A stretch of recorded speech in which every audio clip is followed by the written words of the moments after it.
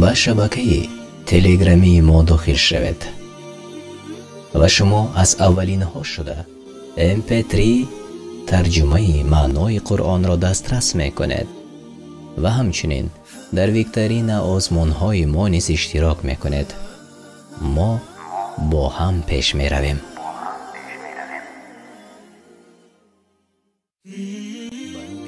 به شبکه مهربان. بسم الله الرحمن الرحيم.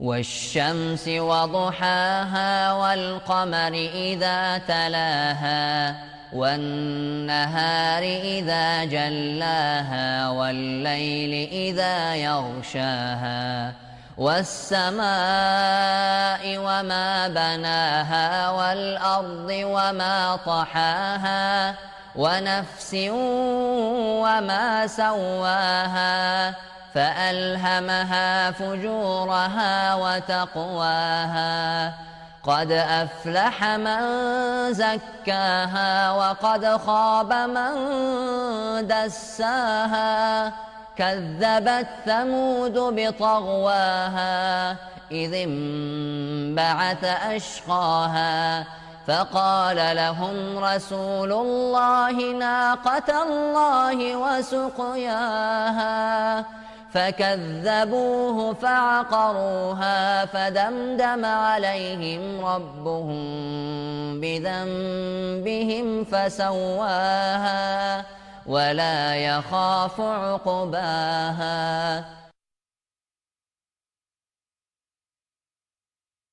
قسم به آفتاب و روشنی او و قسم به ماه چون از پی آن برآید و قسم به روز چون آن را نمایان کند و قسم به شب چون آن را بپوشاند و قسم به آسمان به آن که بینایش کرد و قسم به زمین و به آن که هموارش کرد و قسم به نفس یعنی نفس آدمی و ذاتی که او را درست اندام نمود. سپس شناخت گناه او و پرهیزگاری او را در دلش انداخت و به درستی هر کی نفس را پاک ساخت رستگار شد و به درستی هر کی آن را به گناه پوشانید زیانکار شد. قوم ثمود به سبب سرکشی خود دروغگوی شمرد. وقتی که بدبختترین آن قوم به کشتن ماده شتر برخاست، پس پیغمبر خدا به آنها گفت ماده شتر الله و آبخورد او را بگذارید. پس پیغمبر را دروغگوی شماریدند و مادر شتر را پی کردند، یعنی پس بکشتند و پروردگارشان به سبب گناهشان عقوبت را به آنها فرود آورد و آن را بر سر آنها یکسان کرد و خدا از عاقبت آن نمی ترسد. سوره شمس یعنی آفتاب در مکه نازل شد 15 آیت است. به شبکه تلگرامی ما داخل شوید و شما از اولین ها شده MP3 ترجمه معنای قرآن را دسترس می کنید و همچنین در ویکتورین آزمون های ما نیز اشتراک می کنید. ما با هم پیش می رویم.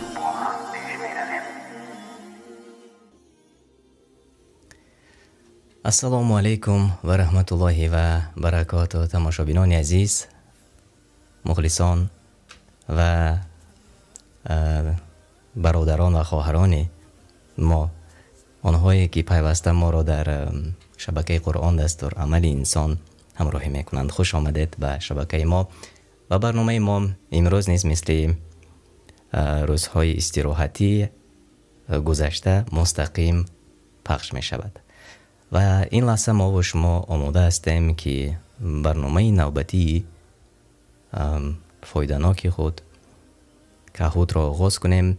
و امروز نیز ما چند سالهای خیلی خوب و عادی انتخاب کردیم تا که توانیم ما و شما یک غذای معنوی گیریم. و شما خواهش میکنم احترامانه همانهایی که این لحظه با ما قرار دارید نوار ما رو به دوستان خود، به آنهایی که شما دوستشان می‌دارید روان کنید تا که آنها نیز با خبر باشند.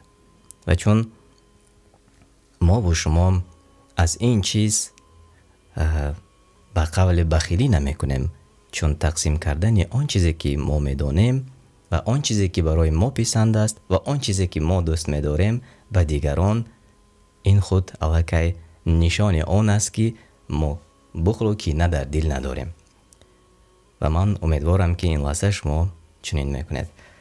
و خودی من نیست این لحظه نوارم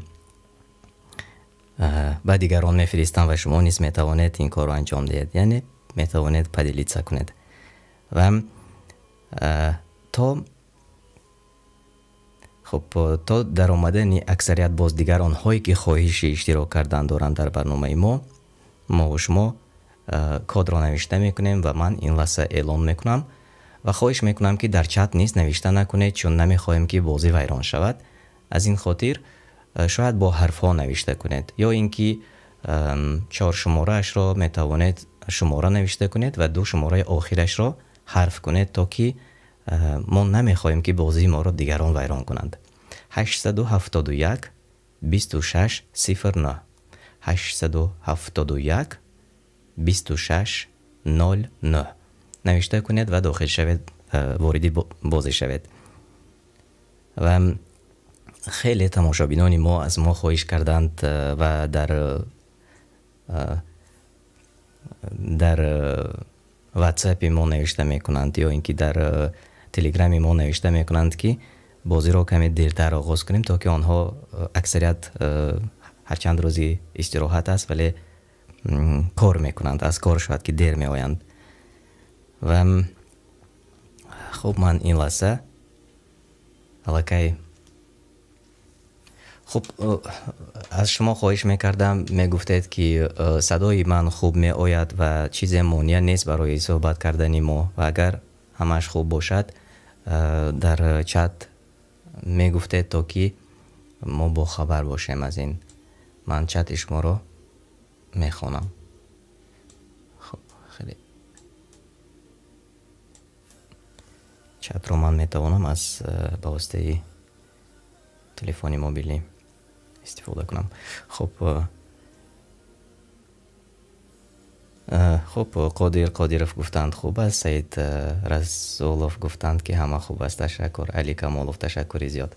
خیلی خوب، این گونه که باشد دیگر ما آغاز میکنیم. 12 نفر این لحظه وارد به برنامه شدند. مرحمت، همه شما میتوانید داخل شدن گیرید آهسته آهسته. و من طریقی داخل شدن به برنامه این لحظه شما میبینید تماشابینان عزیز kahoot.it نوشته میکنید و بعد از آن لوگین میبراید، چنانکه که در کنار من نشان داده میشود. شما در جایی که لوگین نوشته شده است تخلص خودتان را نوشته میکنید، نام خودتان را نوشته میکنید و همون گیم پین را نوشته میکنید، واردی برنامه میشوید و خیلی عادی و آسان است طرزی بازی کردن. خب بیایید میبینیم که چند نفر واردی برنامه ما شدند این لحظه. خب آنهایی که در برنامه هستند.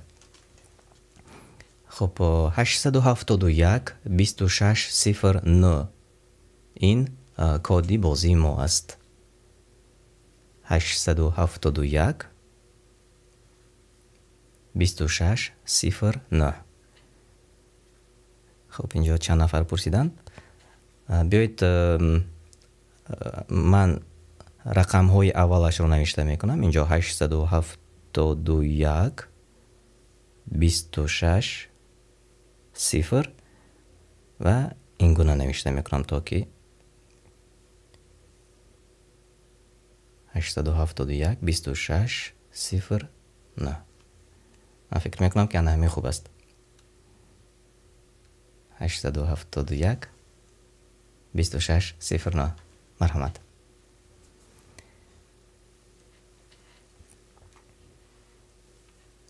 و بیایید شما داخل شدن گیرید و من گوتا تا آمدنی تا پیوست شدن به شبکه ما از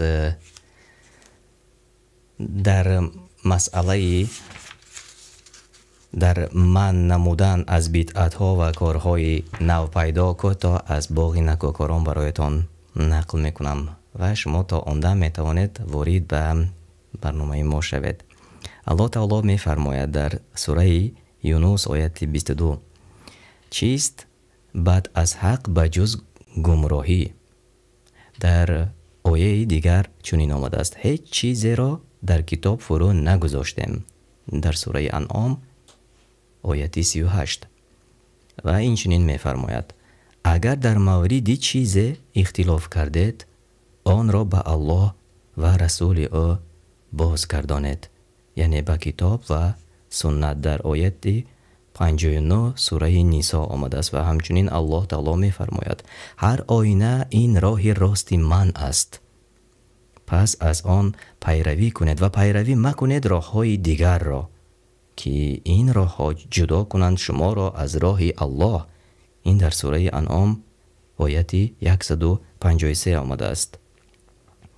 و در سوره آل عمران 31 چنین آمده است: بگو ای محمد صلی الله علیه و سلم، در شما الله را اگر شما الله را دوست می دارید از من پیروی کنید، همانا الله شما را دوست می دارد و می بخشد گناهان شما را.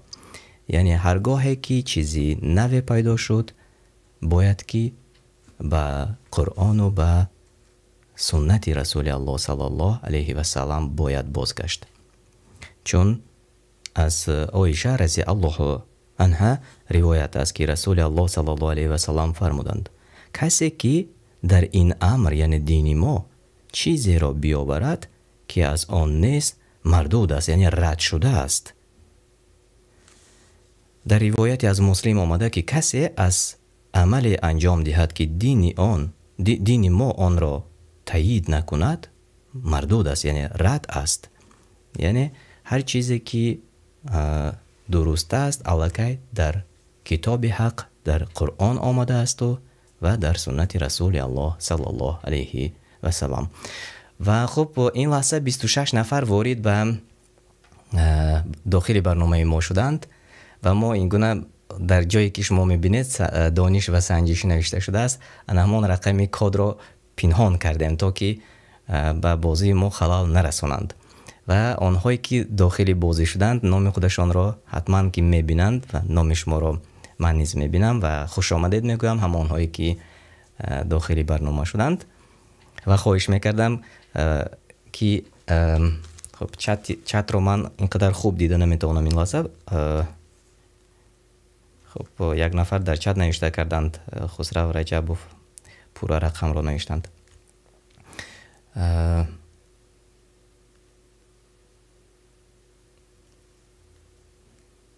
خب خواهش میکنیم که رقم رو پورا نوشته نکنید در چت، فقط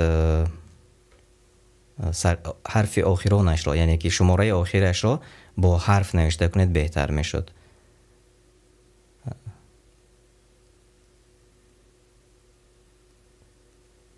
خب ما این را با آن خاطر گفتیم که شاید بعضی آنهایی که من چون خودم در یوتیوب تماشا کردم بعضی نفران هستند یعنی جوانان نورسانی خیلی جوان خیلی خورد وقتی کهوت لایف می نویسند در یوتیوب آن بازی های به مثل ما می براید و آنها یک برنامه مخصوص دارند آن برنامه را وارد می کنند و داخلی بازی ما چون سپم می شوند یعنی که داخلی بازی ما می شوند و بازی رو ویران میکنن، یعنی برابر 600-700 نفر گویا که در بازی داخل می شود. یعنی که آنها نمیخواهند که این گونه بازی های علمی در یوتیوب باشد. به همین خاطر ما گفتیم که رقم ها را تنها اعلام میکنیم، چون از تاجیکان کسی این کار را انشالله که نمی کند. تنها بعضی نورسان خارجه بسیار میل و رغبتی و ایران کردن بازی را دارند. به همین خاطر انشالله خیر است.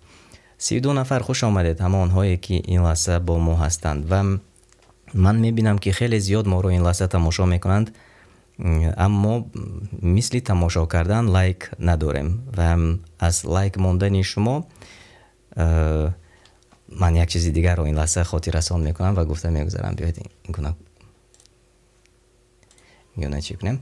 خب از لایک گذاشتن شما تماشابینان عزیز، شبکه قرآن دستور عمل انسان پول کار نمی کند و به یگان مانع می توانید لایک را پخش کنید، چون شبکه ما پیشتر هم گفتیم و خود حاضر شما نیز میبینید در برنامه ما مانیتیزاسیون نیست. یعنی شما رکلام را نه در سر شویش نه در آخرش تماشا میکنید.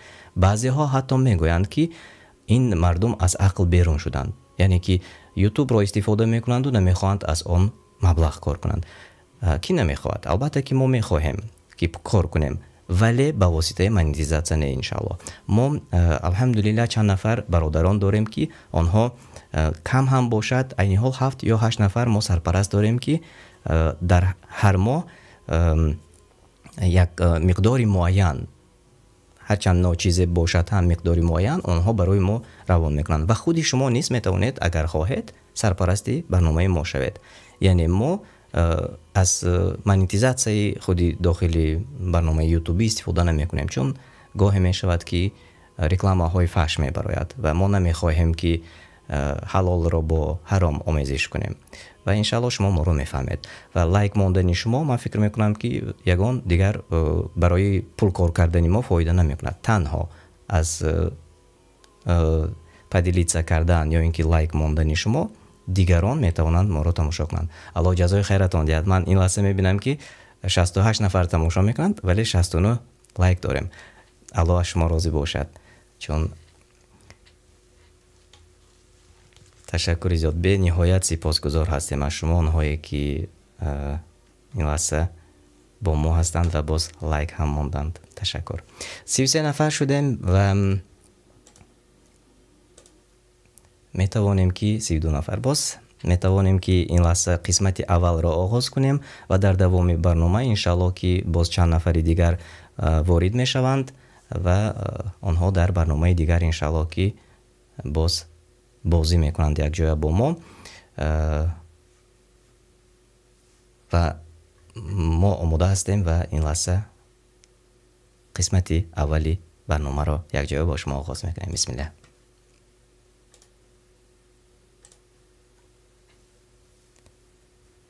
سوال اول: 3 گناه سخت‌ترین موافق حدیث پیامبر صلی الله علیه و سلام: شرک، غیبت، بدگویی، زنا، کشتار، فریب.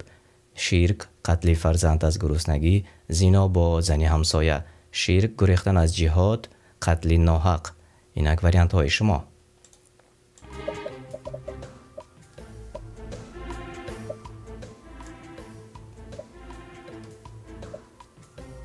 بیست و نه نفر جواب گفتند.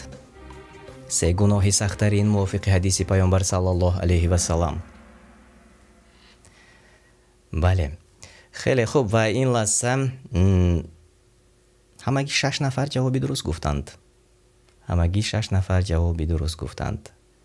شرک، قتل فرزند از گرسنگی، زنا با زن همسایه. موافق حدیث سخت‌ترین گناه انا همین است. البته دیگر گناه هایی که اینجا نوشته شده است آنها نیز سخت‌ترین گناه است، ولی موافق حدیث از آن هم سخت‌ترش این است که فرزند خود را از گرسنگی به قتل میرساند و شرک خود یک گناهی عظیم است که الله نمیبخشد و زنا با زن همسایه نیست موافق حدیث رسول الله صلی الله علیه و سلم سخت‌ترین وزنین‌ترین گناه بوده است. و خب اکثریت جواب خطا گفتند و میبینیم که و پیش برآمد. علی در جای اول، امرالله در جای دوم و اخی همچنین شهریار، آنهایی که در جایهای اول قرار دارند. شما را من صمیمانه تبریک میکنم و بیایید میگذاریم به سوال دیگر. سوال 2. تو را از 2 چیز میپرسند، بگو در آن 2 گناه بزرگ و نفع‌های است برای مردم. سوره بقره آیت 219. 2 چیز، زن و مرد، شراب و قمار، سرود و موسیقی، شب و روز. تو را از 2 چیز میپرسند. چی هست آن 2 چیز؟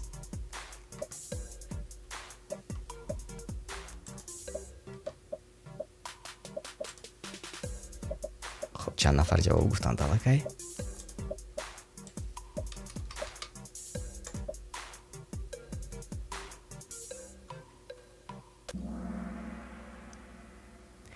بله درست. 16 نفر جوابی درست گفتید. صمیمانه شما رو تبریک میکنم. شراب و قمار. تو را از 2 چیز میپرسند. تو را از شراب و قمار میپرسند. من عیناً میخونم، انا همون آیت رو من اینجا آماده کردم نوکک و خب چندین ترجمه ها هست، چنانه که ما پیشتر نیز در برنامه های گذشته قید کردیم. در قرآن.com آنجا 3 نمودی ترجمه تاجیکی هست و شما میتوانید از آن استفاده برید و من عیناً از تفسیر روش میسر آن را میخونم. چگونه است؟ ای پیامبر، تو را مسلمانان از شراب و خرید و فروش آن و از هر چیزی که خوردنی یا نوشاکی مست کننده است و عقل را میپوشاند و از حکم قمار میپرسند. بگو در آنها ضرر و فساد بسیار است، یعنی در دین، دنیا، عقل و مالها، و در آن فایده های است برای مردم از جهت کسب کردن مالها و غیرها و گناهشان از نفعشان بیشتر است، زیرا از ذکر الله و نماز باز می دارد و دشمنی و بدبینی را بین مردم واقع می کند و مال را نابود می سازد. و از تو می پرسند چقدر نفقه کنند؟ بگو آنچه که از حاجت ضروری زیاد است. الله آیات و شریعت خود را اینچنین برای شما روشن بیان می کند باشد که در کار دنیا و آخرت بیندیشند. و این بود انا همون آیت 219 سوره بقره و 16 نفری ما جوابی درست گفتند و برای من خیلی مشکل از دیدن چت شما، چون من چت را به واسطه تلفن نگاه میکنم. و خب بیایید ببینیم که به پیش گذشت این لحظه. مریم در جای اول، امرالله، شهریار، علی 1 و القاری، آنهایی که در جاهای نمایان قرار دارند. و میگذاریم به سوال دیگر. سوال 3. کی میخواهد با شراب و قمار میان شما کینه و دشمنی افکند و شما را از یاد الله و نماز باز دارد؟ آیا بس میکنید؟ انسان، فرشته، شیطان یا جنها؟ کی میخواهد با شراب و قمار میان شما کینه و دشمنی افکند و شما را از یاد الله و نماز باز دارد؟ آیا بس میکنید؟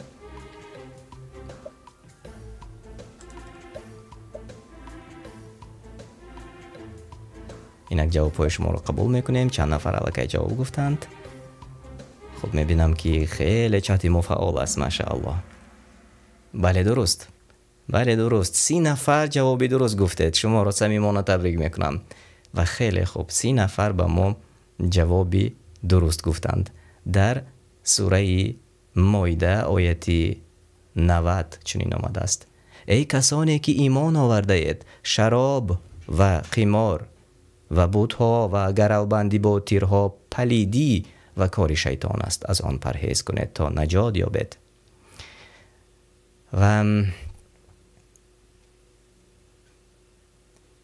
و و خب تماشابینان عزیز ما میبینیم که به پیش گذشت و بعد از آن دوام میدهیم. در جای اول مریم امرالله شهریار علی یک و مفید، آنهایی که در جایهای نمایان قرار دارد و پای هم به 3 سوالی ما مریم جوابی درست گفتن. شما را تبریک میکنم و به سوال دیگر میگذاریم. سوال 4.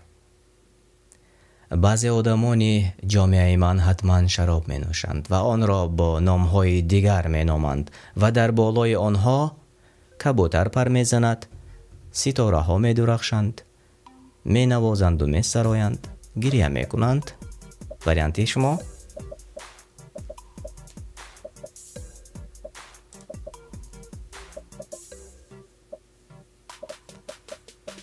اینک همه فعال هستند. هر کسی که پیشتر جوابی درست رو پخش میکند و جای اول میبراید. بله، 22 نفر جوابی درست گفتند. اکثریت جوابی درست گفتند. می نوازند و می سرایند. بله، چون این است. و این حدیث ابن ماجه و ابو مالک الاشعری گفته است از رسول الله صلی الله علیه و سلم: بعضی آدمان جامعه من حتما شراب می نوشند و آن را با نامهای دیگر می نامند و در بالای آنها اسباب موسیقی نواخته سرایندگان می سرایند.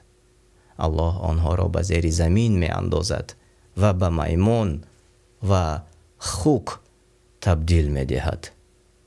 و این حدیث را باری دیگر تکرار میکنم. ابن ماجه زیر رقم 4020 روایت کرده است، گفته است.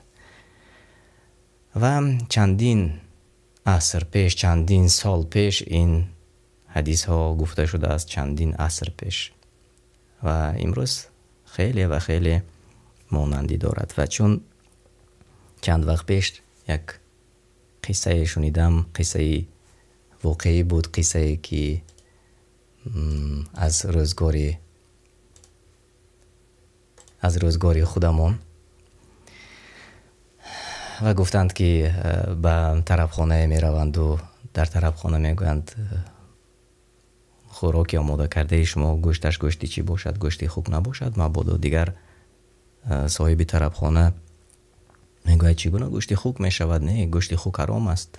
اما در طرفخانه چند حرام دیگر نیست هست، چند چیزهایی که ما بالا گفته گذاشتیم یک جای با شما، چون حرام کرده های الله هست و هر کس که حرام کرده الله را حلال شمارد.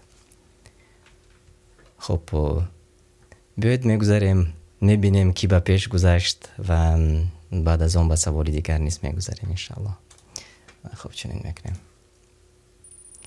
شهریار در جای اول، علی محبت شاه القاری پیروانی سنت، آنهایی که در جایهای نمایان قرار دارد. شما رو من تبریک میکنم.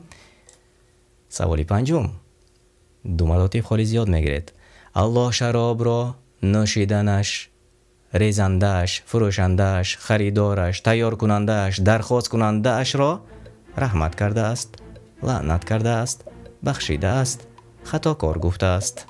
وریانت های شما: الله شراب را نوشندهش، ریزندهش، فروشندهش، خریدارش، تیار کنندهش، درخواست کنندهش را چی گفته است؟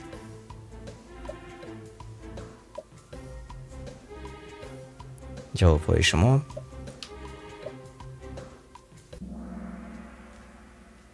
ماشاءالله، ماشاءالله. خیلی خوب، خیلی خوب. من میبینم که چت مونیس خیلی فعال است و همه تقریبا جوابی درست میگن. شمیل رسولوف جوابی درست گفتند، علی کمالوف جوابی درست گفتند. ماشاءالله، خیلی خوب، خیلی خوب. و من آن حدیث را کوتاه برای شما این لحظه میگویم. الله شراب را، نوشنده آن را، ریزنده آن را، فروشنده آن را، خرنده آن را، تیار کننده آن را، شخصی که تیار نمودن آن را طلب نموده است، آورنده آن را، یعنی هر کسی که میکشاند، شخصی که آوردن آن را طلب کرده است، یعنی باز درخواست کرده است، همه آنها را لعنت نموده است. روایت ابن ماجه، ابو احمد و همچنین ابو داود و دیگران، یعنی در یک حدیث نه، در چند حدیث با چند گونه معنی، اما معنی اساسی، ریشه اساسی معنیش چنین است: نه تنها نوشنده الله را، ببخشید نه تنها نوشنده شراب را، بلکه تیار کننده آن، ریزنده آن، فروشنده آن، خرنده آن، درخواست کننده آن، آورنده آن، همه آنها را الله لعنت گفته است. و از این بدتر دیگر چیست که هر کسی که از الله دیگر میترسد باید برگردد به سوی الله، برگردد به گفته های قرآنی و برگردد به سنت رسول الله صلی الله علیه و سلم. و چون ما پیشتر در بالا نیست گفته گذاشتیم و بیایید میبینیم کی و پیش گذشت.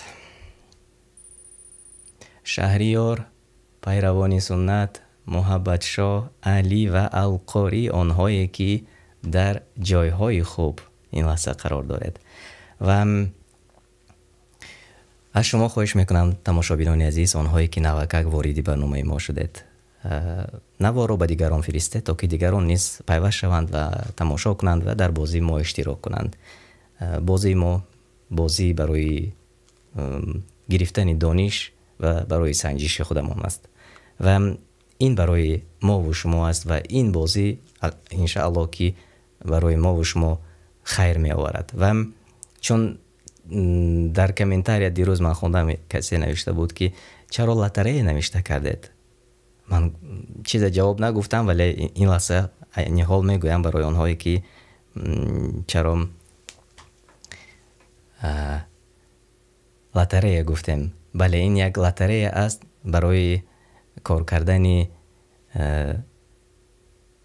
برای برتری برای آخرت ما است و این است که کسی اگر که پیوست شد، تماشا کرد، معلومات گرفت، معلومات را جست و آن را تحقیق کرد، برد کرد در آن لاتاری که از جانب الله سبحانه و تعالی است. و به همین خاطر من شاید یگانجا لاتاری نوشته باشم، شاید این گونه معنی دارد لاتاری که ما نوشته کردیم، نه لاتاری که در دنیا ما چیز کار میکنیم. و خب موسیقیش را پستر میکنیم، گفتم خواهش کردند. بیایید به سوال دیگر میگذاریم. الله یکتا من هستم، هیچ الله غیر من نیست، پس مرا بپرست و مرا یاد کنی، نماز بگذار. مرا یاد کن و نماز بگذار. کدام سوره است؟ طه آیت 14، بقره آیت 3، فرقان آیت 6، فلق آیت 2. الله یکتا من هستم، هیچ خدای غیر من نیست، پس مرا بپرست و تا مرا یاد کنی و نماز بگذار.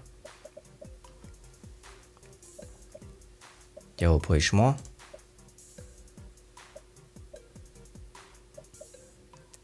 و خب من میفهمم که چند نفر اینجا فکر کردند کدامش باشد و واقعا این آسان نبود. این سوالی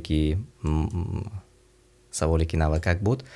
از این خاطر خب چند نفر، 13 نفر هرچند جوابی درست گفتند و 10 نفر گفتند فرقان، 7 نفر بقره و 2 نفر فلق گفتند. و در سوره طه آیت 14 چنین آمده است و اکثریت خوشبختانه جوابی درست گفتید. من شما را صمیمانه تبریک میکنم. و در تفسیر رویش میسر چنین آمده است: هر آینه الله یکتا من هستم. الله تعالی میگوید هیچ معبودی بر حق جز من نیست، پس تنها مرا بپرست و نماز بخوان تا به یادی من باشی. یعنی این فرمانی الله سبحانه و تعالی است، این فرمان الله پاک است و چنانه که ما در بالا نیز گفته گذاشتیم یک چند چیزی من کرده الله است و اما الله در چند آیت های کتاب مقدس امر میکند، بندگان را امر میکند و میگوید که هر چیزی که الله آن را برای ما امر کرده است ما باید که به چون و چرا اجرا کنیم، عبادت کنیم، عبادت الله را. و بیایید میبینیم که به پیش گذشت شهریار، القاری، محبت شاه، زبیر و بهادور، آنهایی که در جای بالا قرار دارید و من شما را صمیمانه تبریک میکنم. و آنهایی که 8 نفر آنهایی که در برنامه ما اشتراک میکنند جوابهای درست با ما گفتند. بیایید میگذاریم به سوال دیگر. معنای کلمه شهادت چیست؟ خیر و سخاوت، شهادت نامه نکاح، به شهادت رسیدن، ایمان آوردن به الله و رسول او صلی الله علیه و سلم. جواب های شما.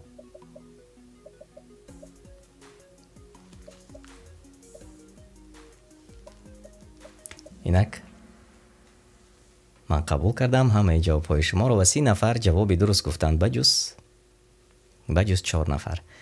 شما رو تبریک میکنم. بله، ایمان آوردن به الله و رسول او صلی الله علیه و سلم، این است معنای کلمه شهادت آوردن.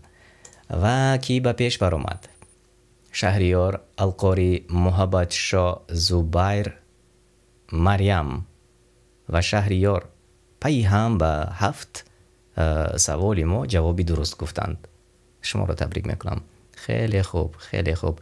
و رقابت نیز رقابت سالم و خوب است. من به نهایت از این خرسند هستم که ما و شما رقابت خوب میکنیم. ما و شما دانش یک چیزی نو رو به خود می آموزیم و باور کنید انشالله باز در پیش سوال های خیلی خوب است و آن میتواند که یک چیزی نو رو برای ما آموزاند. چون آن وقتی که خودی من تیار میکردم سوال ها رو، خودی من نیست بعضی چیزهای نو رو به خود فهمیدم و خواهش میکنم از شما تماشابینان عزیز من و اونهایی که این لحظه با ما هستید، از شما خواهش احترامانه خواهش میکنم لایک مونید تا که دیگران نیست تماشا کنند. و ما به سوال دیگر میگذاریم، به سوال 8. محمد صلی الله علیه و سلم در نوبت اول به چی دعوت میکرد؟ به نماز، به توحید یعنی یکتاپرستی، به روزه و زکات، به دستکشی از زنا. به چی دعوت میکرد رسول الله صلی الله علیه و سلم؟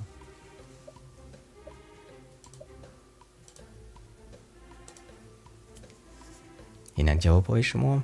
32 نفر 33 نفر جواب گفتند.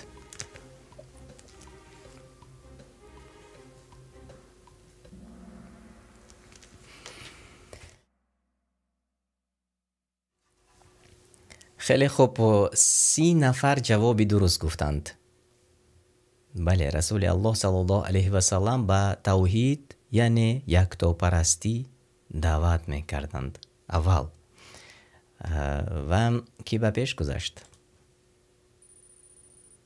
چون پیشتر شهریار در جای اول، القاری جای دوم، محبت شاه، زبیر و مریم آنهایی که در جایهای نمایان قرار دارد. شما رو تبریک میکنم. به سوال دیگر میگذاریم، سوال 9.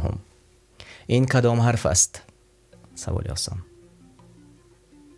تا، با، پا، نون. این کدام حرف است شما میبینید؟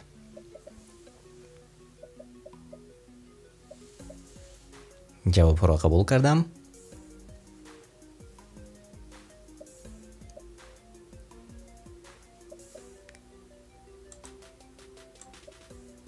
سی 35 نفر جواب گفتند عین حال.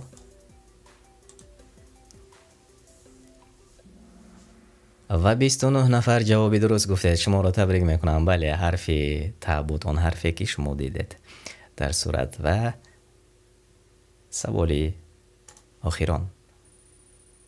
شهریار در جای اول، القاری، محبت شاه، زبیر و مریم. و سلمان نیز پی هم به 3 سوال ما جوابی درست گفتند. کوشش دارند به برآمدن به پیش. تبریک میکنم شما را.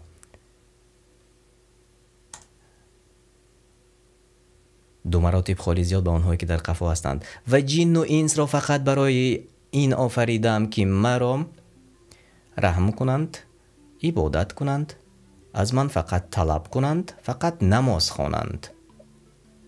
و جن و انس را فقط برای این آفریدم که مرا، الله تعالی میگوید در سوره ذاریات،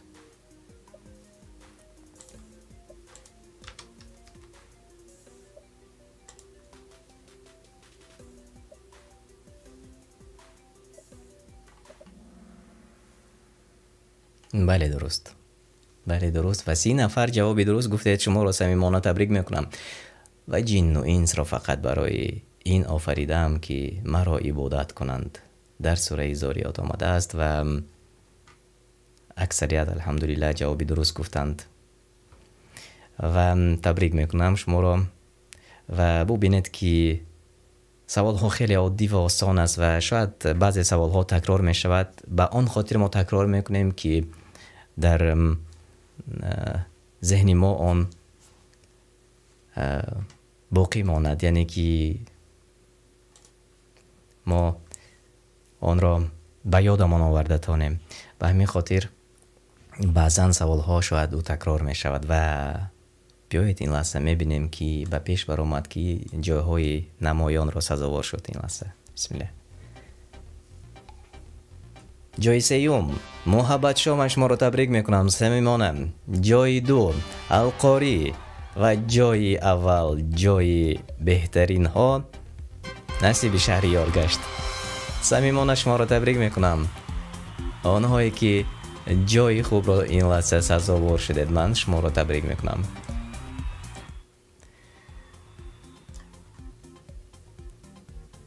خیلی خوب، خیلی خوب. و یک مراتب دیگر میبینیم. جای 3 جای سزاوار محبت شاه تبریک. القاری جای 2 و شهریار جای اول. زبیر و بهادر نیز جایهای خوب را سزاوار شدند. تبریک میکنم شما را نیز تبریک میکنم صمیمانه.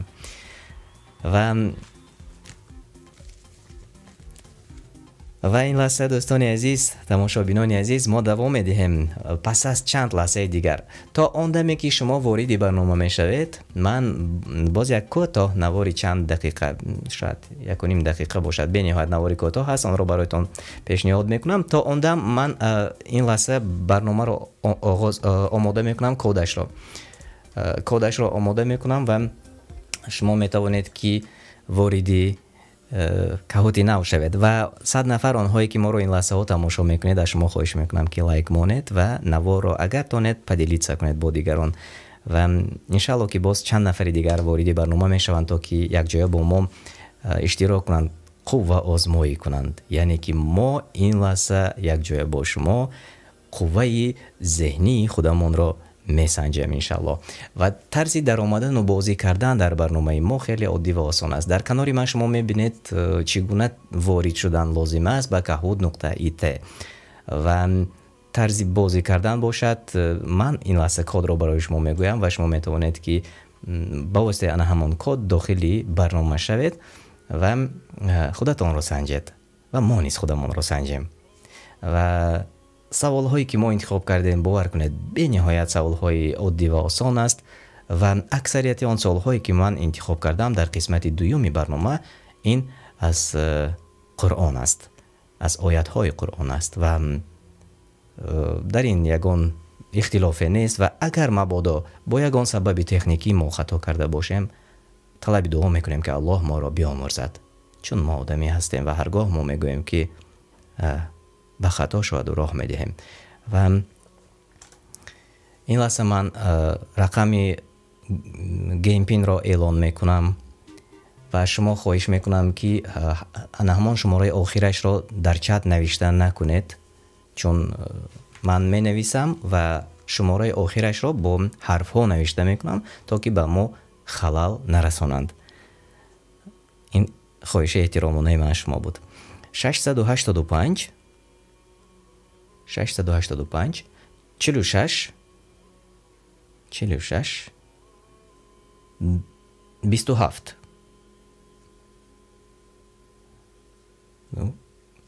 خب این گونه نوشته میکنیم تا که آسان شود. 685 46 27. خوش آمدید. ماشاءالله خیلی فعال های ما الکی وارد شدند. ماشاءالله خیلی خوب. من این گونه میکنم تا که شما ببینید که داخلی برنامه میشود این لحظه ها.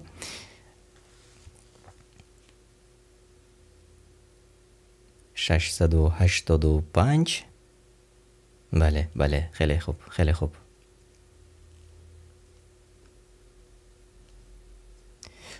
خب پورا با شماره نوشته نکنید تا که به بازی خلال نرسانند. از این خاطر ما گفتیم که آن نفری که حرف F نوشته کردند در بازی شما را خواهش میکردم احترامانه نامتان را عوض کنید اگر امکان باشد، چون اگر شما به بالا که برآمدید ما نام شما را گفته توانیم. چون ما چند وقت داریم انشاءالله تا آمدن شما تا وارد شدن شما به بازی و خب هرچند که ما کوشش کردیم که بازی ما ویران نشود ولی نمیدونم چگونه این گونه شد. به هر حال من این لحظه باز نو میکنم، گیم پین رو نو میکنم، از سر نو واردی بازی میشویم تماشابینان عزیز و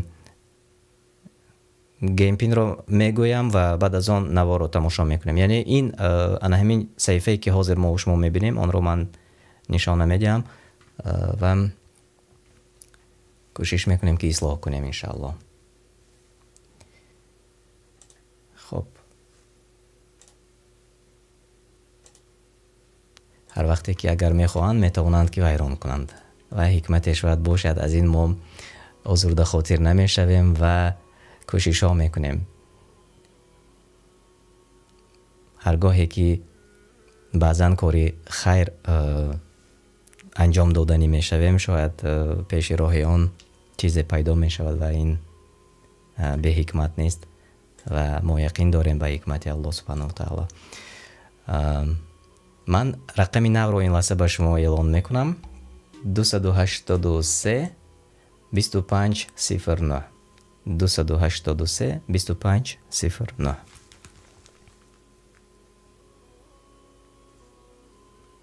دوصد و هشتاد و سه 25 09.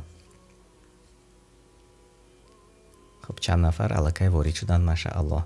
ابراهیم، سراج الدین، ابوذر، علی، نبی جان، پیروانی سنت، القاری، مریم، اسیه، بهادر، صباحت، خیلی نفران وارد برنامه شدند.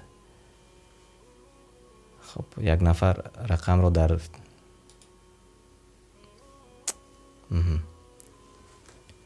خیلی خوب 33 نفر واردی برنامه شدند. آن نفری که رقم نوشته کرده در شما خواهش میکنم که اگر نامتون رو نوشته میکردید.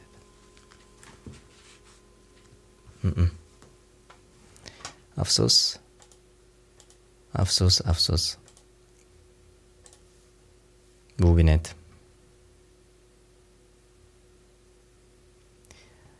خب نمیدونم سبب چی باشد تماشابینان عزیز. خیلی مشکل شد ولی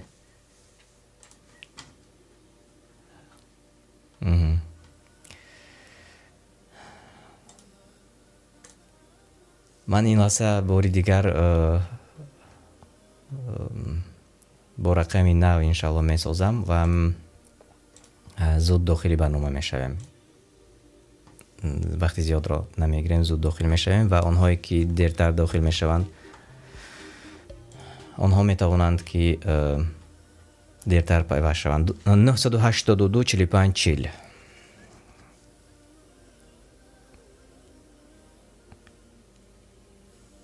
982 45 40.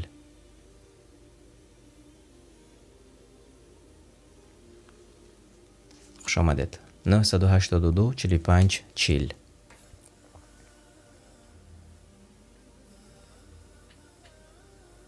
خب 25 نفر، 27 نفر،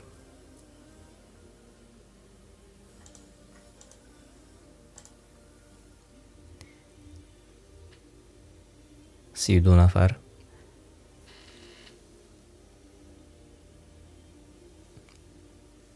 کد رو نوشته نکنید در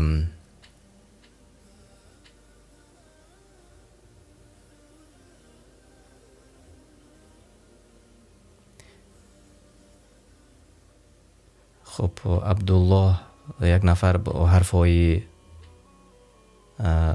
عربی نوشته کردید نامتون را. اگر امکان میشد 40 نفر شدم، امکان میشد با حرفای کریلی یا لاتینی نوشته میکردید. الله شما راضی باشد.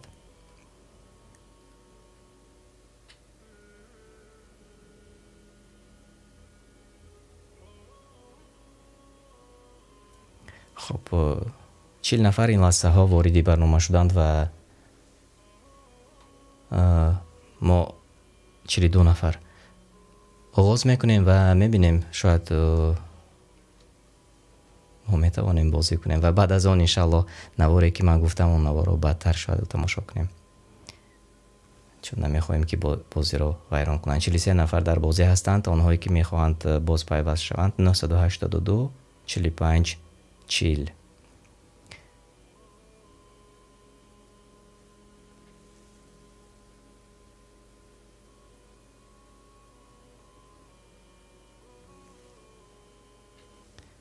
خب اونهایی که با حرفای عربی نوشته کردن خواهش میکنم. تشکر زیاد. خب از سری وارد شوید و بیایید تا آمدن دیگران اگر بازی ویران نشود. شهباز خوش آمدید. خب چند نفر داخل شدند این لحظه؟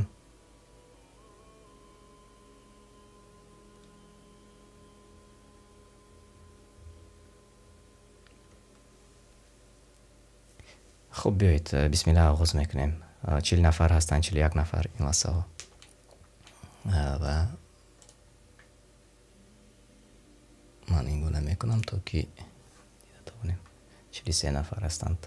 فیض‌الدین، اونهایی که نوکک وارد شدند خوش آمدید. بسم الله. ما آغاز کردیم.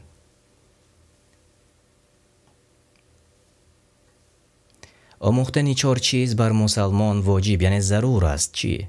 نماز، سفر، درخت کاری، خانه سازی، حج، زکات، فرزند ساختمان، علم، عمل، دعوت، صبر، دعوت، قبولی دعوت، خدمت ارتش و نماز.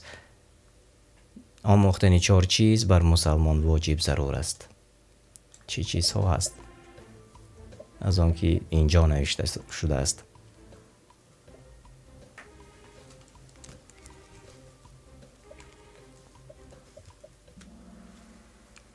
بله 30 نفر جوابی درست گفتید. شما را تبریک میکنم. علم، عمل، دعوت، صبر. و کی به پیش برآمد؟ ابراهیم در جای اول، القاری، حسین، حکمت تیوی و بخاری آنهایی که در جایهای نمایان قرار دارد. بگو الله راست میگوید دینی حنیفی پیروی کنید و او از مشرکان نبود. آل عمران 95. ابو حنیفه را در نظر داشته می شود. محمد صلی الله علیه و سلم است. ابراهیم علیه السلام است. امام اعظم را. بگو الله راست می گوید که دینی حنیفی کی پیروی کنید و او از مشرکان نبود. جواب های شما را قبول میکنیم.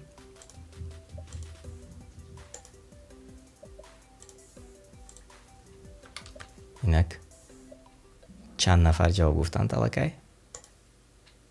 بله 19 نفر جوابی درست گفتید. شما را تبریک میکنم. بگو الله راست میگوید دینی حنیفی ابراهیم را پیروی کنید و او از مشرکان نبود.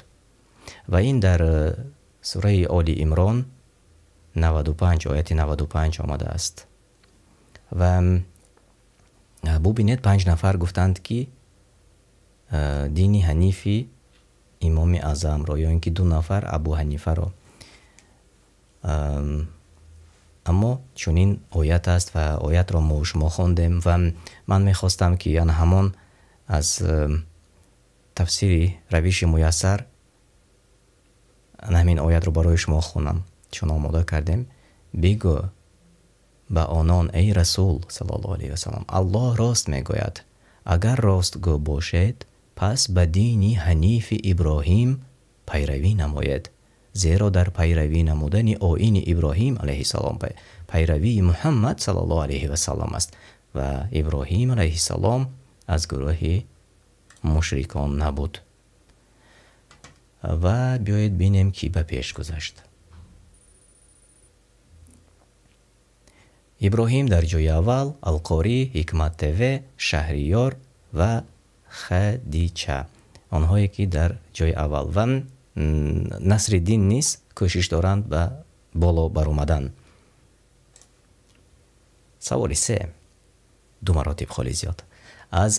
ما از آن الله هستیم و به نزد او باز میکردیم. در کدام سوره آمده است؟ آل عمران آیت 3 با چنین معنا نیست. نیسا آیت 66، بقره آیت 156 کدامش؟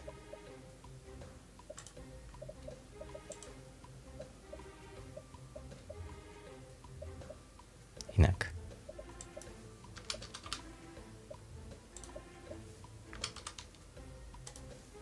39 نفر جواب گفتند و چند ثانیه دیگر وقت داریم.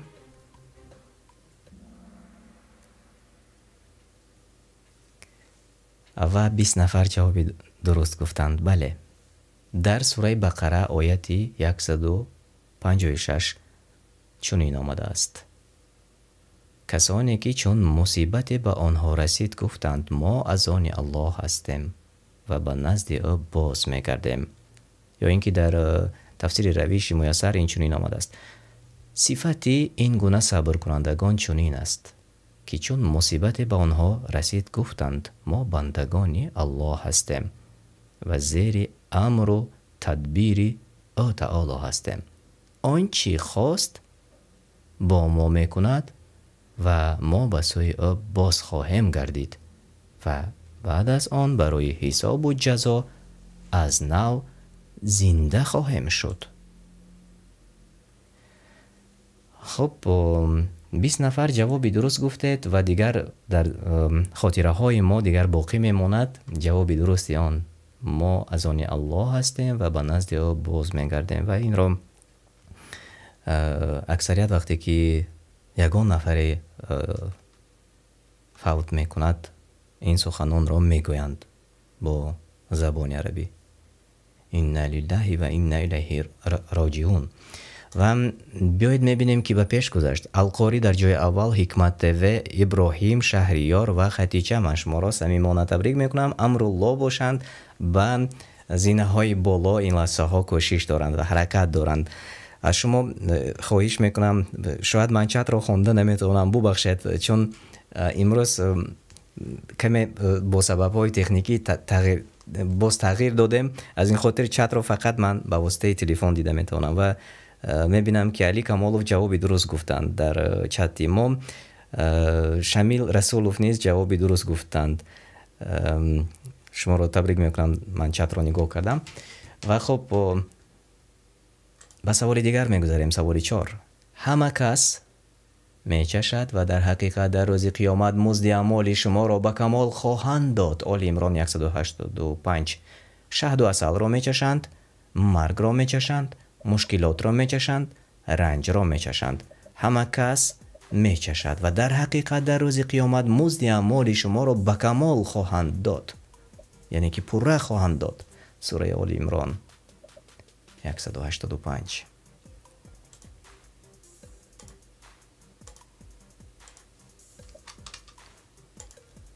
چی را میچشند؟ همه کس. بله، 37 نفر جوابی درست گفتند. مرگ را میچشند. و من میخوانم عیناً همان آیت سوره آل عمران را: هر نفس طعم مرگ را میچشد و بیگمان در روز قیامت پاداش هایتان به طور کامل، یعنی به طور پوره به شما داده می شود. پس هر کس که از آتش جهنم نجات داده شود و در بهشت داخل گردانیده شود واقعا کامیاب شده و زندگی دنیا جز مویه فریب چیزی دیگری نیست. و این را در تفسیر سعدی چنین نوشته است: مفهوم آیت این است که هر کس از آتش جهنم دور نگردد و به بهشت داخل گردانیده نشود کامیاب و موفق نشده، بلکه به بدبختی همیشگی گرفتار و به غضب همیشگی مبتلا گردیده است. پرهیز باید کنیم، چون هر کس چشنده مرگ است، چون هر یکی ما مرگ را میچشیم. نمیدانیم امروز ما و شما در اینجا بازی میکنیم، امروز ما و شما علم میجویم و بعد از این بازی شاید کجای دیگر میرویم و دیگر سایت های اینترنتی داخل میشویم. دل ما رو الله میداند با چی کار مشغول میشویم، اما نمیدانیم آیا ما پگاه از خواب بیدار میشویم، آیا ما میدانیم که پگاه روزی آخرانی ما است یا پگاه باز روزی دیگر دوام مییابد. همه ما مرگ رو میچشیم، امروز نباشد پگاه نباشد دیرتر. از این خاطر باید که آن چیزی که الله امر کرده است آن را اجرا کنیم و از آن چیزی که الله آن را حرام گفته است و آن چیزی که الله آن را نمی بخشد حذر کنیم، سخت حذر کنیم، چون بازگشت ما به نزد الله است. میگذاریم و میبینیم که به پیش برآمد. القاری در جای اول حکمت و ابراهیم شهریار خدیجه و فیض‌الدین نیز کوشش های خوب دارند و به بالا میبرند و واقعا این صحبت های ما دوستان عزیز چون این صحبتی است که انشاءالله که شیطان وارد شده نمیتواند، چون ما در مسئله قرآن و درباره سنت رسول الله صلی الله علیه و سلم با شما حرف میزنیم، میگویم و این بهترین محفل است که این لحظه شما قرار دارید. از این خاطر از شما احترام خواهش میکنم به محفلی که برای شما پسند است، به محفلی که شما دوست داشتید، دیگران را نیز دعوت کنید بیایند تا که یک جای با ما در این محفلی که ما دوست داشتیم اشتراک کنند، چون ما برای برادران خودمان آن چیزی که خودمان دوست می‌داریم آن را آرزو میکنیم، تمنا میکنیم و لایک مانید، نوا را به دیگران تقسیم کنید و ما با شما دوام میدیم. به سوال پنجم میگذاریم.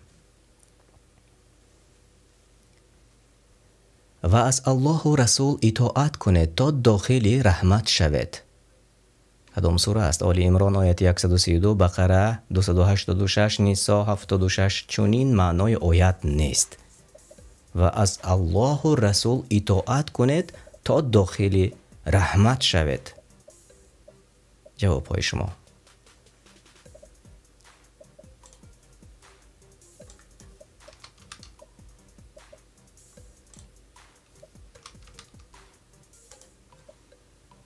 اینک بله 11 نفر جوابی درست گفتند و 20 نفر فکر کردند که در سوره بقره آیت 286، چون به این معنا خیلی زیاد است و همین معنا خیلی زیاد آیت های قرآن است و از این پیش ما چنانه که گفتیم همه شهد مرگ را میچشد و در آل عمران آیت 132 الله سبحانه و تعالی گفته است و به الله و رسول ای مؤمنان اطاعت کنید تا بود که رحمت کرده شوید، یعنی در امرهایش و در آنچه که شما را منع کرده است از خوردن ریبا و غیره. این در تفسیری تبری آمده است. تماشا بینان عزیز، برادران گرامی، آنهایی که ما را تماشا میکنند، من از خودم چیزی نگفتم و آن چیزی که این لحظه شما میشنوید فقط تنها از استفاده کتاب است. آن عالمانی که کتاب را نوشته کردند ما آن را استفاده کردیم و از آن خواندیم، عیناً یگان چیزش را دیگر نکردیم و اگر با یگان سبب تکنیکی به گناه یا به خطا راه داده باشیم، ما از الله سبحانه و تعالی آمرزش میخواهیم. و چون بعضی ها میگویند که آن چیزی که ما نوشته میکنیم شاید خطا است یا یگان سبب های دیگر میابند، اما این معنی گفته های قرآن کریم است. یعنی هیچگاه ما معنی پوره قرآن کریم یا آیت های آن را به زبان تاجیکی یا به یگان دیگر زبان گفته نمیتوانیم. ما قادر نیستیم به این، چون قرآن به زبان عربی نازل شده است و معنایش درستش به زبان عربی است. چون اکثریت ما زبان عربی را نمیدانیم، از این خاطر از معنی قرآن کریم استفاده میکنیم تا که دانیم الله تعالی چی امر کرده است به ما و چرا برای ما گفته است که از آن پرهیز کنید. از این خاطر تنها بار دیگر تاکید میکنم ما از کتاب میخوانیم تا که آسان کنیم به هم دیگر. بیایید ببینیم که به پیش گذشت. القاری در جای اول تبریک میکنم. حدیث صحیح به جای دوم برآمدند. محبت شاه، شادمان، حکمت تیوی، آنهایی که در جایهای نمایان قرار دارید. من شما را تبریک میکنم و چت را نگاه میکنم چون در چت نیست نوشته میکنند. ببخشید من چت را با واسطه تلفن نگاه میکنم. خب خیلی خوب. میگذاریم به سوال دیگر. کدام حرف است؟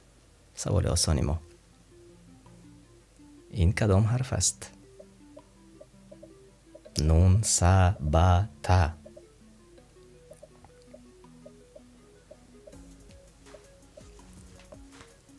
چت را میبینم که جواب های درست وارد میشوند.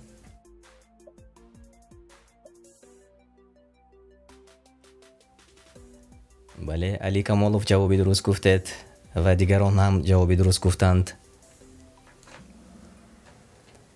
و 37 نفر جوابی درست به ما گفتید.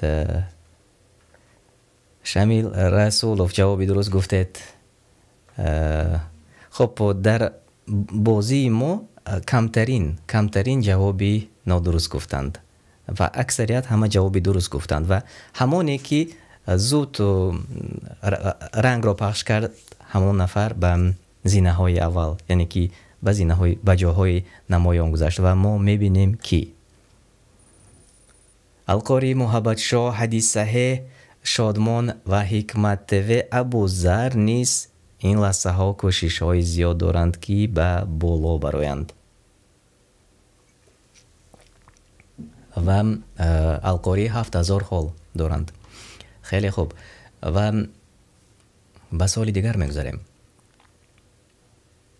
ریبا پرسنت حلال یا حرام؟ وریانت ها البته که حلال چون حاجی فتوا دادند. ضرور باشد روا. حرام موافق آیت قرآن. پرسنتی بانک حرام نیست. وریانت های شما. ریبا، سودخوری، حلال یا حرام؟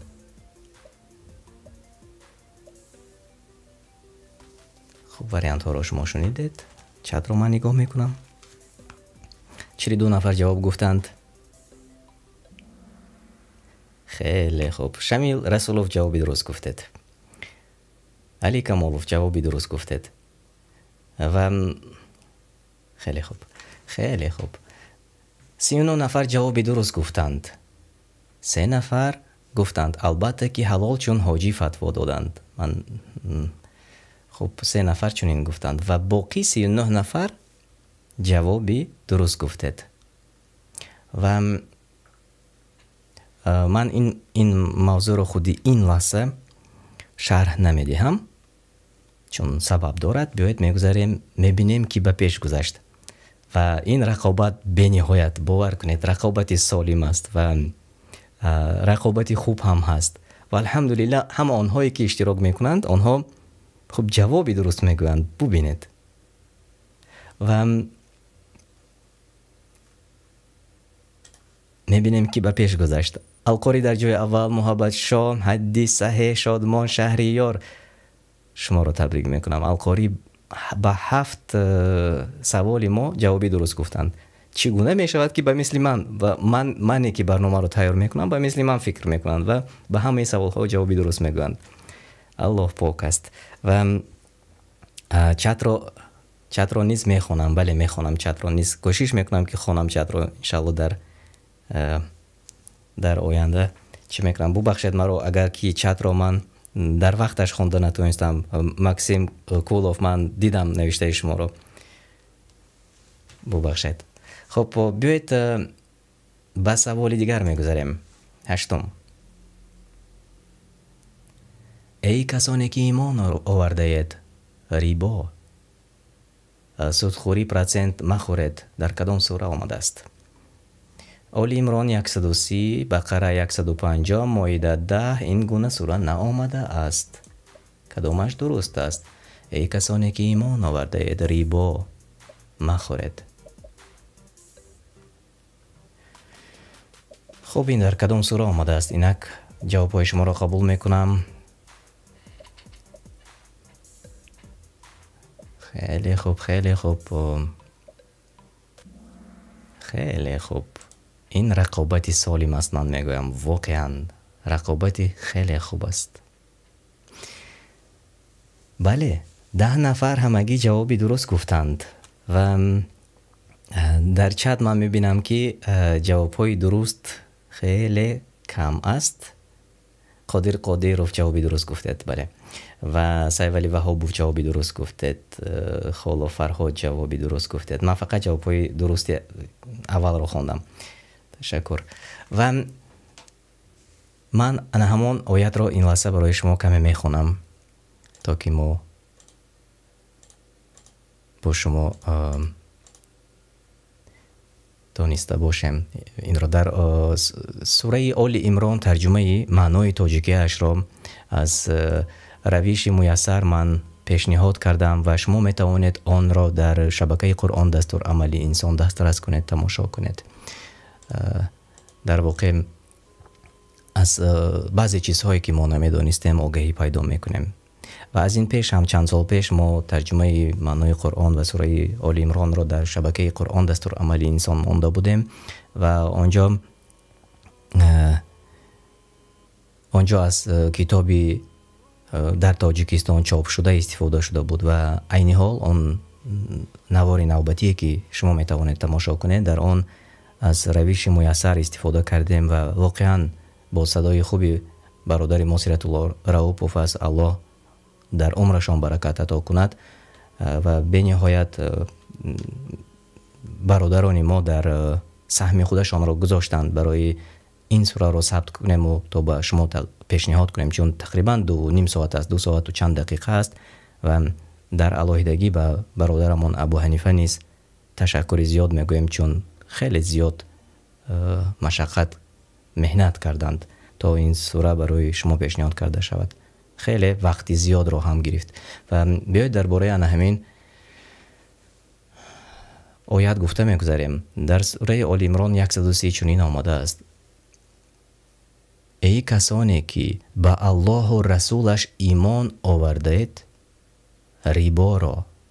ریبا یعنی سودخوری، با تمام نوعهایش نخورید، چون قرض دادید بر آن اضافه نگیرید، اگر کمی باشد هم، حتی کمی باشد هم از آن اضافه نگیرید و از الله بترسید و قانونهای شریعت را رعایت کنید تا رستگار شوید در دنیا و آخرت. این از تفسیر سعدی آمده است و به همین معنی در دیگر ترجمه ها نیز عیناً همین معنی است. یعنی در ترجمه دیگر و فکرم ترجمه خطلانی چنین آمده است: ای کسانی که ایمان آورده اید، ریبا را با سودی چند برابر نخورید و از الله تعالی ترسید باشد که رستگار شوید. ریبا گفته چرا میگویند؟ سودخوری گفته چرا میگویند؟ آن چیزی که از آن پول کار میکنند و ما نوکک یک جای با شما شنیدیم. ای کسانی که به الله و رسولش ایمان آورده اید، ریبا را با تمام نوعهایش نخورید. آیت قرآن است. و اینجا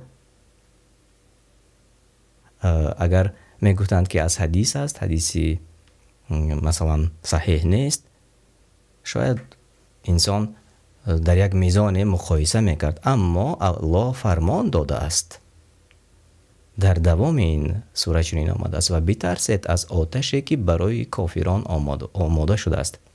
هر کسی که دیگر امر الله را باور نکرد و از آن کاری که اجرا کرد حدیثی ببخشید آیتی 131 آل عمران جواب میگوید دیگر.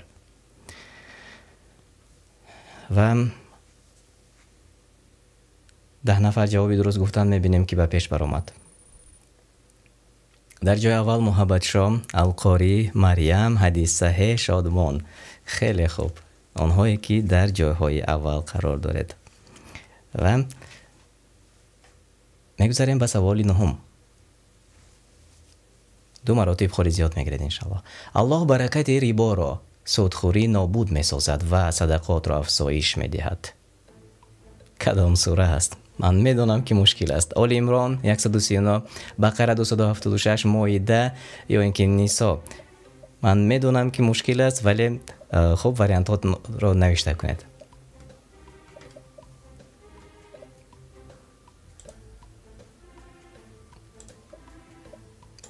اینک 36 نفر جواب گفتند.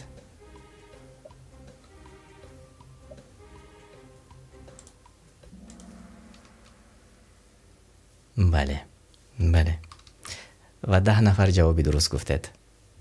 در سوره بقره 276 چنین آمده است: الله برکت ریبا، سودخوری را نابود می سازد و صدقات را افزایش می دهد.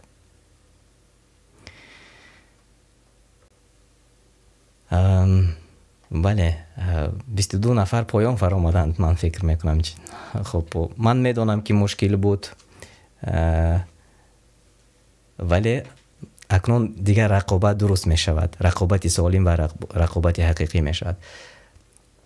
در این آیه چنین آمده است در سوره بقره 276: الله برکت ریبا را یعنی سودخوری را نابود می سازد و صدقات را افزایش می دهد و ثواب صدقه کنندگان را دوچند می گرداند و در مالهایشان برکت عطا می فرماید. آنهایی که صدقه می کند. الله حلال شمارنده خوردن ریبا و هر ناسپاس گناهگار را دوست ندارد. یعنی ببینید که تقویت می بخشد. آیت های قرآن تقویت می بخشد و گفته می شود که الله دوست نمی دارد آنهایی که به سودخوری مشغول هستند، به ریبا مشغول هستند. ترجمهش رو دیگر خودتان کابه جاید یا به در اینترنت چی می شود؟ معنای ریبا چی است؟ معنای سود خوردن چی است؟ و این یک برنامه‌ای که ما پیشنهاد کردیم معلومات رو و شما دیگر انشالله که جستجو میکنید و میبینید و میابید و انشالله که شاید حکمتی هست از آن که شما این روز این لحظه شنیدید. و من در حیرت هستم، در واقع در حیرت هستم، چون آنهایی که در شبکه قرآن دستورالعمل انسان هستند خیلی زیاد هستند، اما همگی 90 نفر الله را دوست می داشته است. 97 نفری که اینجا هستند و باقی مانده وقتی که می بینند شاید میگویند که اگر من این لحظه گوش کنم، الله اعلم، شاید که گوش کنم من باید که اصلاح شوم و دور می روند و این ضرر می شود به آنهایی که این گونه فکر می کنند. الله هدایتمان کند ما را، هر یکی ما را. و چون سبب ها می شود و ما معلومات پیدا می کنیم و این سبب ها را این لحظه ما انجام دادیم و ما گفتیم. هر کسی که شنید گوش کرد و شنید و دیگر شما می توانید تحقیق کنید این موضوع را، بفهمید پرتر چرا و انشاءالله که خیر است. و بیایید میبینیم که به پیش گذشت. بجای اول محبت شاه، بجای دوم شهریار، القاری، صباحت، خب ادریس با فکرم اگر خطا نکنم حرف ا نیز قوی شده است، یعنی همراه شده است. و به سوال آخران میگذاریم، سوال نهایی. 2 مراتب خیلی زیاد میگیرید انشاءالله. بزرگترین معجزه پیامبر صلی الله علیه و سلم چیست؟ کعبه، ماه، قرآن، آسمان. جوابهای شما.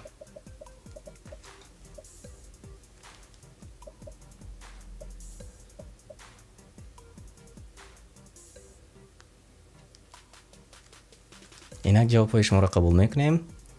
سوال به نهایت سوالی عادی آسان است. در نهایت من خواستم که یک سوالی آسان نیست برای شما پیشکش کنم و 33 نفر جواب درست گفتید. بله، بزرگترین معجزه پیامبر صلی الله علیه و سلم ان همین قرآنی که ما و شما آن را بعضی از جاهایش معنایش را گفتیم و ببینید که در چت ما نیست همگان جوابهای درست میگویند. علی کمالوف جوابی درست گفتید، خیلی خوب. و فقط جوابهای چند درست را میخونم. تیجی مرات جوابی درست گفتید، شما نیست. خیلی خوب، خیلی خوب. قادروف، حمزه رجبوف، خیلی خوب. الله از شما راضی باشد. و بیایید میبینیم که به پیش برآمد و جایهای اول، جایهای خوب را کی سزاوار شد. جای سیوم القاری، تبریک میکنم شما را. جای دوم شهریار و جای اول جای بهترین محبت شاه. صباحت و محمد اگر خطا نکنم اون کس آنها نیز در جاهای اول بودند. تبریک میکنم، صمیمانه شما را تبریک میکنم. بهترین جاها را شما سزاوار شدید و آرزو میکنیم و الله را دعا میکنیم که این گونه جاها نصیبی همه ما آنهایی که اینجا هستند و همه آنها که ما را تماشا میکنند بهترین مقام گردد. جنت الفردوس. امین. و آرزو میکنیم که امروز کمی باشد هم توانستیم که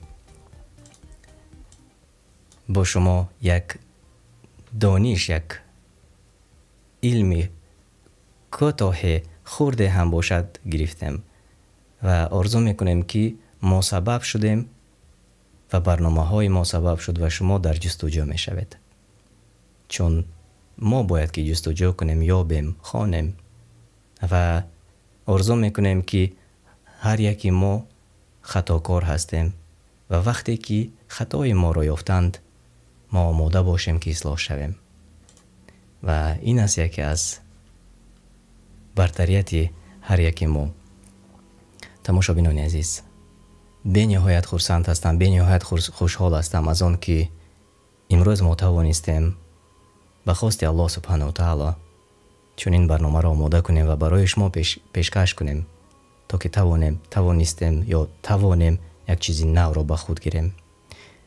و انشاءالله روزهای نزدیک باز ما برنامه را آماده میکنیم و در شبکه قرآن دستور عمل انسان اعلان میکنیم که کدام ساعت و کدام روز پیشنهاد شما کرده می شود و شما میتوانید در آن اشتراک کنید و خود حاضر میتوانید نوار ما را به دیگران روان کنید تا که دیگران نیز در آینده در برنامه های ما اشتراک کنند، دانش خودشان را سنجند.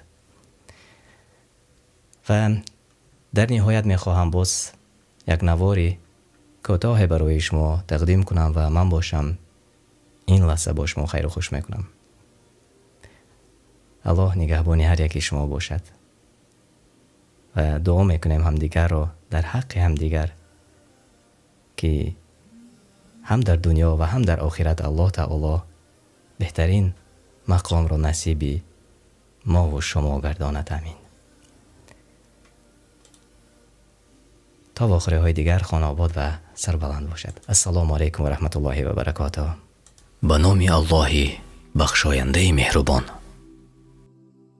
امروزها برادر را پند میگوید، اما برادری دیگری که گوش میکند میگوید تو خودت کی بودی که امروز مرا نصیحت میکنی؟ شرابخور نبودی؟